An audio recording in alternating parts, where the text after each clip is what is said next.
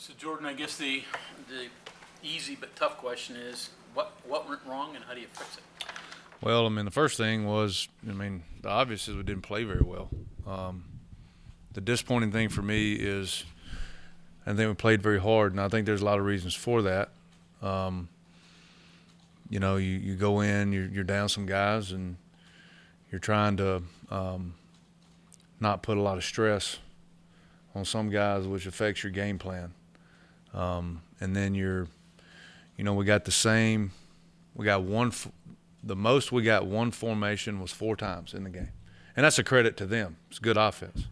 But that's the most we got one single formation out of close to 70 plays was 4 times. And so you're trying to adjust that at the same time with guys, where you're weak. And it's just, that's on me. I got to be better. I got to be a better coach. Got to get them in a better position. And that's the only person it's on. Everybody was, trying their best with the situation that was given to adjust and do what's best for everybody involved in that situation. And that was not good enough. And that's as simple as I can make it.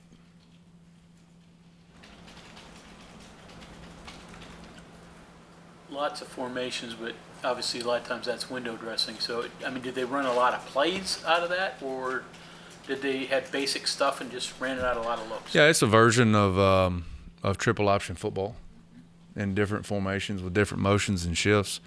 There's a personnel in there that we haven't seen. They showed really probably 5 to 6 plays total the week before. You do a little foresight into what you may get. You don't try to go too far to where you're chasing ghosts, but that's what we got. That's what we had to go off of. And so normally their tendency was once you get something in the first quarter, that's what you get for the entire game, and then it continued throughout the game. So again, it's formations, play sets, and things that we did not adjust very well to. And I say we as in me. Looking back on it, did you see a lot of West Virginia specific stuff that they put at you Saturday that you didn't see last week against Tennessee Tech when they only ran 49 plays? Correct. Exactly what it was. And that's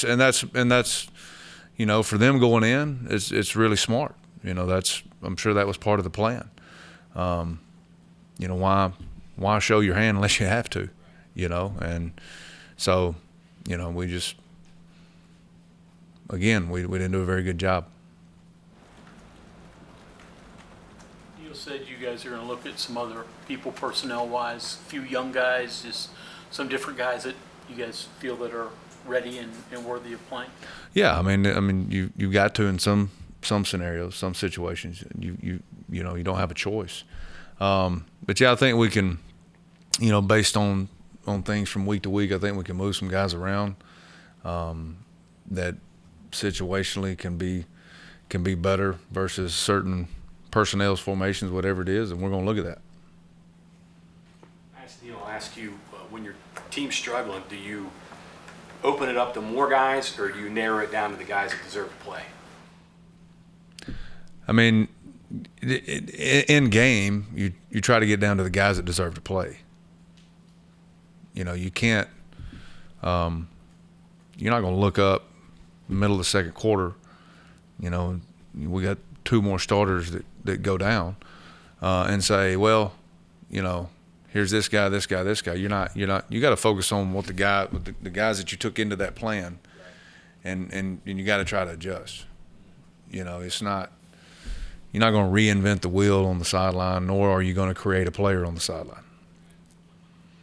Normally, what you said after a game is, after a loss, coaches say we didn't play very well, and probably didn't, to be honest. But how good was their quarterback? What he did in that game, how much credit goes that way rather than blame goes your way? He's a really good player.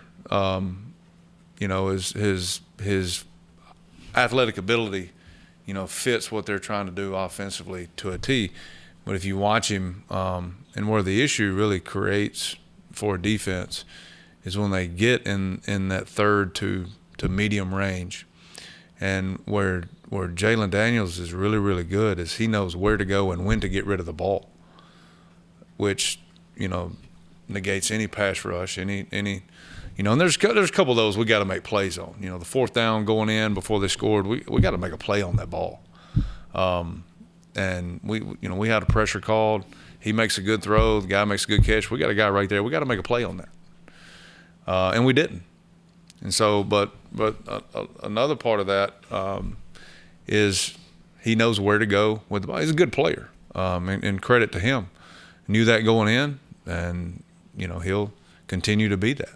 You know, we got to when the opportunity presents itself. Okay, in a game like that, when you're constantly trying to adjust and shift and get people in the position, when the 1, 2, 3 plays that come along that are going to win you that game, you have to make them, and we did not make them. Was first down really the issue? I mean, when you looked at it, it seemed like a lot of second and short or second and medium, third short. Is that? Mm-hmm. Yes, and that's, again, that keeps you out of your sub, keeps you out of anything that you're going into the game plan with on third down, because the personnels and formations don't have to change when you're in third and 4, 3, 2 down. You know what I'm saying. So you're essentially playing second down again. That's what you're playing.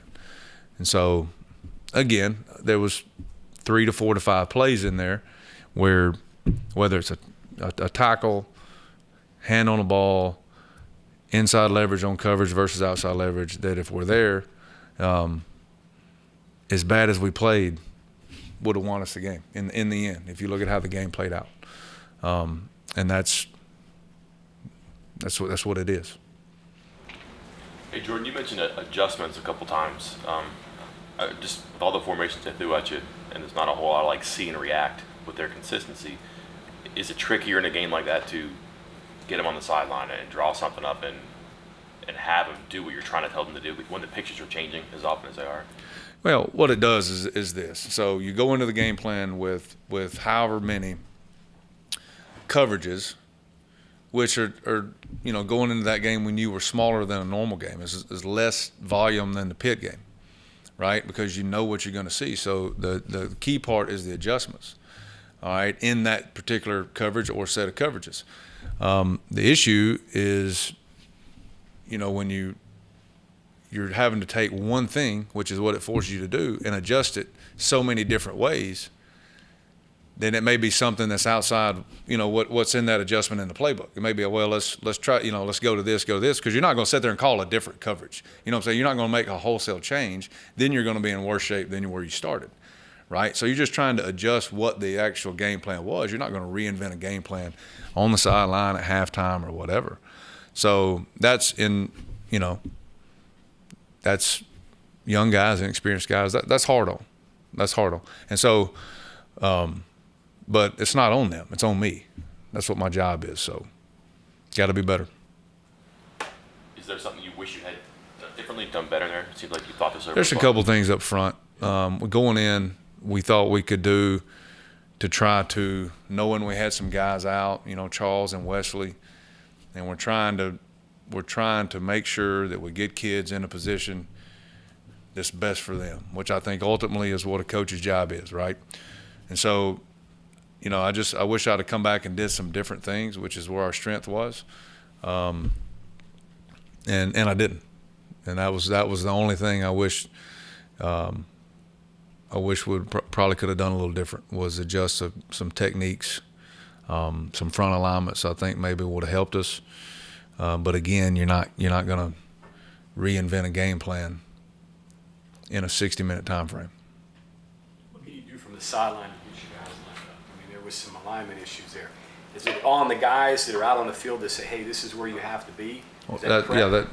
That's great when pieces aren't moving. Right. And I can tell you where lineups start, but when the pieces move, how much can you really hear? How much can you, in that situation, at field level? It's again, they break a huddle. I can tell you, you're in a 50, you're right here, and then it shifts and motions and back and forth. You're trying to see that and listen to me? No, that's not going to happen. Yeah. You mentioned mentioned that Mumu Benoit and Jacoby Spells may start seeing time. What do you see out of those two? Just head-see football players, and we got to get them in the right positions. Again,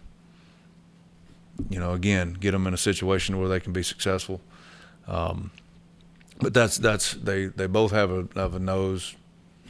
They understand alignments, leverage, how to play the ball in the air. Some safety tendencies, just DB tendencies in general, not necessarily safety corner, just DB in general. And so move those guys around, see if we can get them in a position to help us. Same thing with Andrew Wilson-Lamb. Where's he at right now? Yeah, Drew stay at corner. Drew's a kid. If you go back, Drew's a really good player. He's going to be a great player.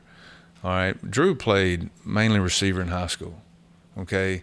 So where we have these great expectations for these young players, all right, it's still this huge adjustment period, even if they're in their second year, especially when they played a position that's different. All right. And what happens in Lamp is extremely fast and a really long player. All right. And it's a lot like Sean Martin.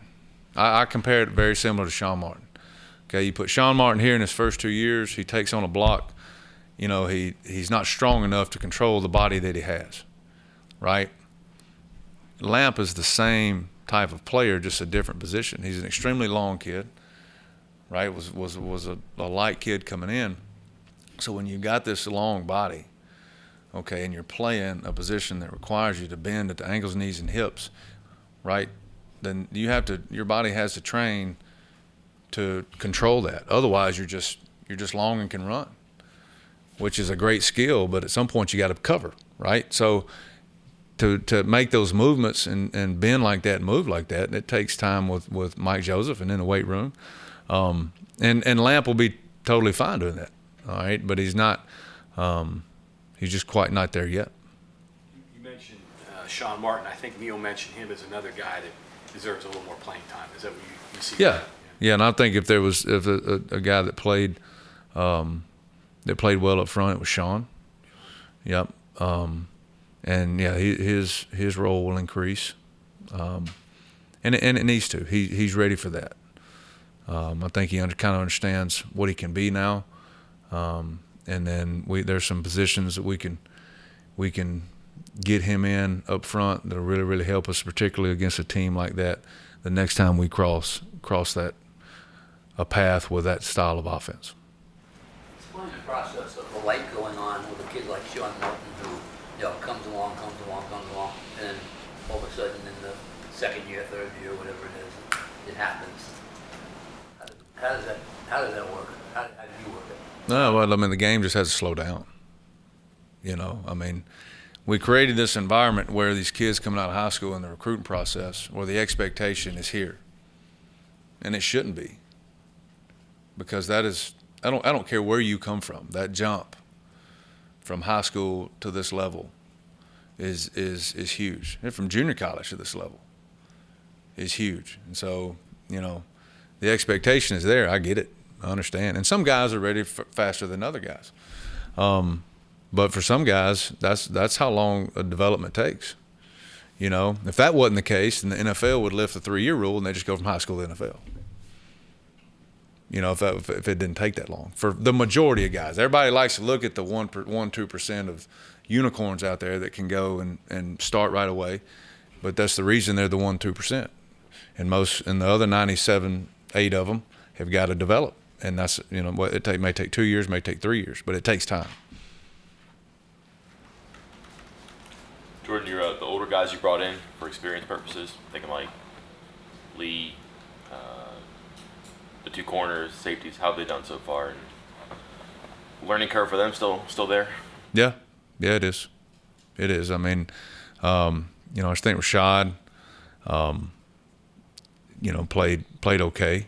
Again, you're in a situation where you're trying not to stress guys, and the offense forces you to stress guys. Particularly outside. 2